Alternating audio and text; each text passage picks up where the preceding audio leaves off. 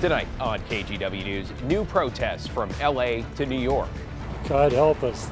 The United States of America might be over. While in Portland, legal advocates say they're changing tactics. Plus, the sighting that has Washington authorities hoping they are close to arresting a fugitive father. Then it was the video that outraged so many as a driver allegedly tried to run a motorcyclist off the road. How that suspect is now on the run again tonight. And later, supporting Oregon State with each and every swing. Going to the biggest stage in the country for college baseball, it's awesome. We'll show you what's so special about these bats as the Beavers head to the College World Series.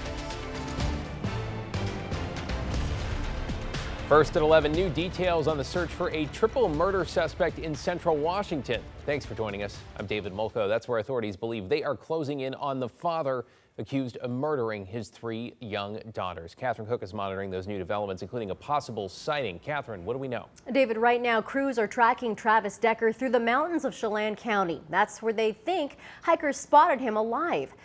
These photos show search and rescue teams in the Enchantments. That's a mountainous area 15 miles south of Leavenworth. Chelan County deputies credit a tip from a group of hikers who reported seeing a man hiking alone there last night. And they say he appeared to be avoiding others and looked unprepared for the trail and weather. It is worth noting that Decker is a former Army Ranger. Now, after that tip, a helicopter team spotted who they thought was Decker near Kolchak Lake, but they say he ran away after seeing the chopper. Then a canine unit tracked Decker to the Ingalls Creek trailhead off Highway 97 before losing him again. Last night, authorities sent an emergency alert to residents. It urged them to lock their doors and remain highly vigilant. Now, this man here rushed over to pick up his mother-in-law. He says she was scared to be alone in her cabin near Ingalls Creek. It's just a perfect cliff right over the hill along the water. If it was a spot for a guy like Travis to be, it would be right there. Yeah. So, you know, when we heard that he was on the run and in this town, we're like, oh my gosh, I got to go get her. This is not good. Authorities are asking anyone who's hiked the Enchantments area recently to contact their tip line, especially if they noticed anything suspicious or were hiking by themselves. David. Appreciate the update, Catherine. Thanks so much. This evening, we continue to follow protests against the president's immigration crackdown, which spread across the country today with crowds gathering in Chicago, New York, Denver, Austin, and other cities, while Los Angeles remains the center of attention. In that city tonight, a curfew is in place for the part of downtown that saw vandalism and looting during last night's protest against immigration raids. But groups could still be seen defying those orders and marching in the streets late tonight. Police say those that break the curfew will be detained.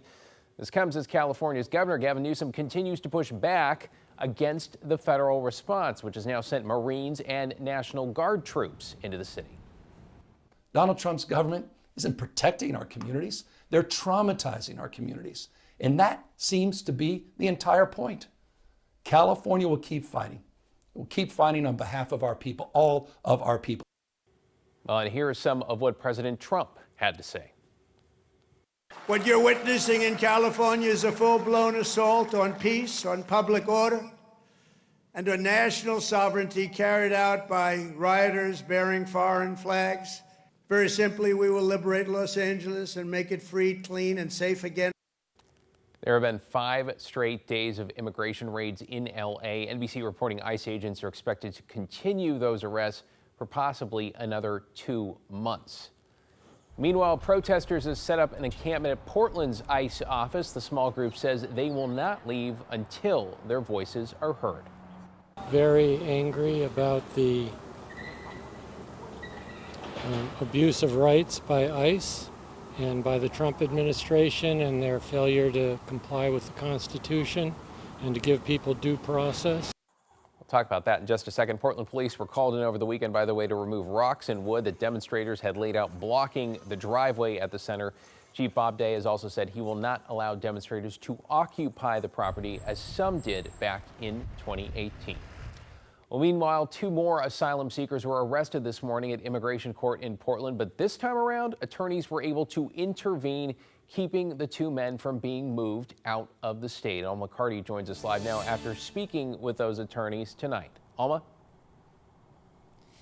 Yeah, David, I spoke with the legal director of Innovation Law Lab who called the tactic unlawful, the expedited removal of those seeking asylum.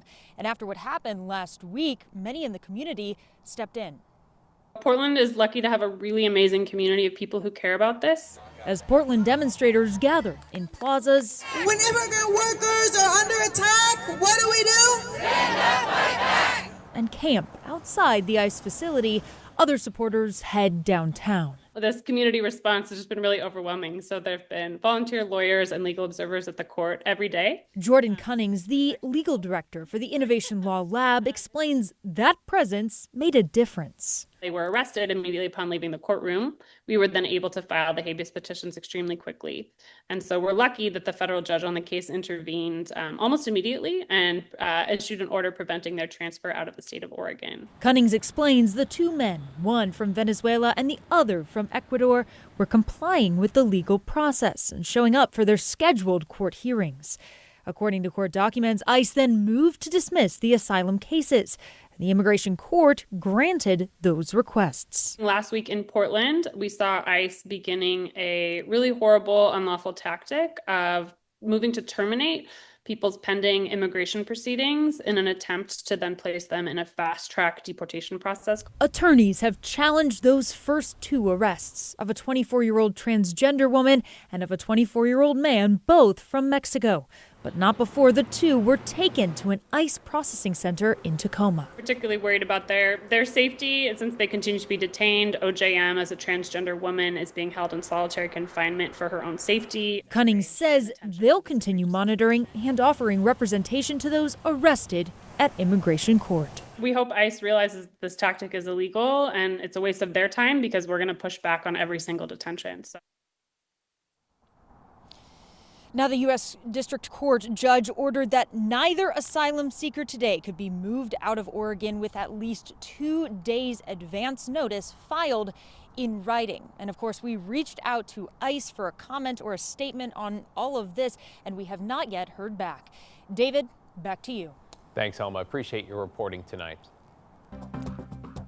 To get you caught up on tonight's other headlines now, Oregon child welfare officials are asking for help finding a missing 3-year-old. Amani Ray Keith went missing with her mother, Emma Keith, from Beaverton on Friday. Officials say Amani may be at risk and could be in the Portland metro or Vancouver area. Anyone with information is urged to call 911.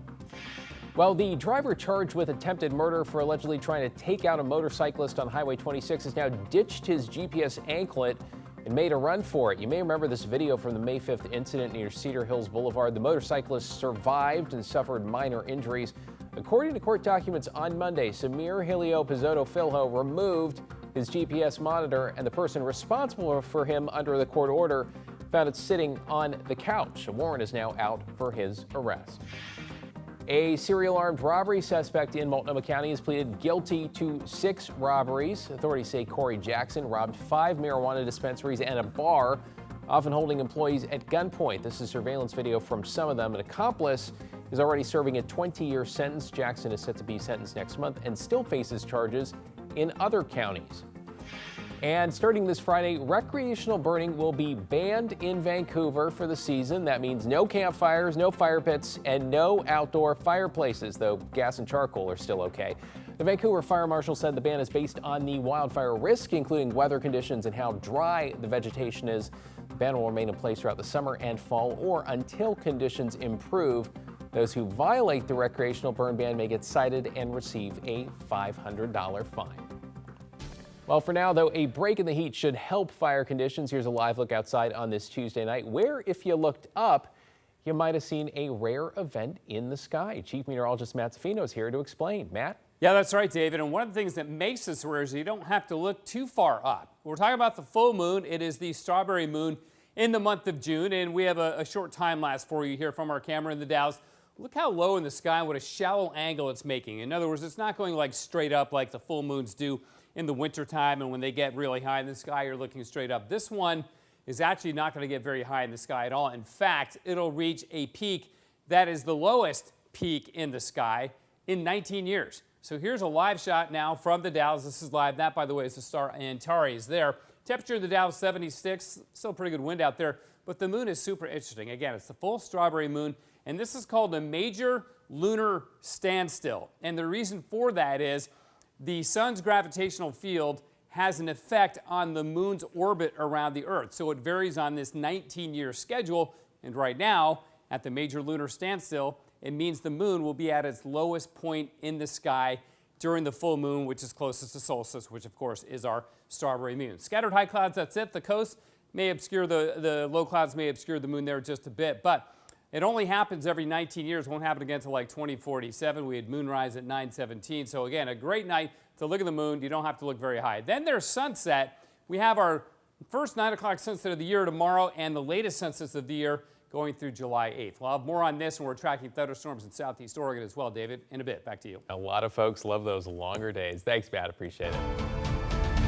Tonight, a jury has awarded 10 more Oregon wildfire survivors a total of $44 million, the result of the 8th trial following the 2020 Labor Day fires in the Santiam Canyon. Power company Pacific Corp was ordered to pay the plaintiffs. The company was found liable in an initial trial about 2 years ago, and now juries are deciding exactly how much to give to each person who suffered losses in the fires. Pacific Corp said tonight it is committed to settling all reasonable claims, but adds it's filed an appeal challenging several rulings made so far. It also references an Oregon Department of Forestry investigation released this year that found the utilities' power lines did not contribute to the spread of the largest fires in the Santiam Canyon. We are following up tonight on the impacts from President Trump's tariffs, with the Port of Portland telling us it is struggling over back and forth decisions and the market uncertainty. The port says it saw a 20% drop in containers coming in last month. That's compared to May of 2024, but they hoped the pause on Chinese tariffs would improve numbers this month. Local businesses who are importing goods are the ones paying the real price. We caught up with the owner of Bambuza Vietnamese restaurant, who imports rice from Vietnam through the port. Last shipment added an extra $1,200 in tariffs, and the supplier put her next shipment on hold. It seems the information is changing on a daily basis or sometimes hourly basis, and it's hard. Very sad and frustrated, and trying to figure it out, what is the end game? The Trump administration maintains in the end tariffs will benefit local businesses. The Port of Portland says its biggest imports are furniture, tires, glass, and toys.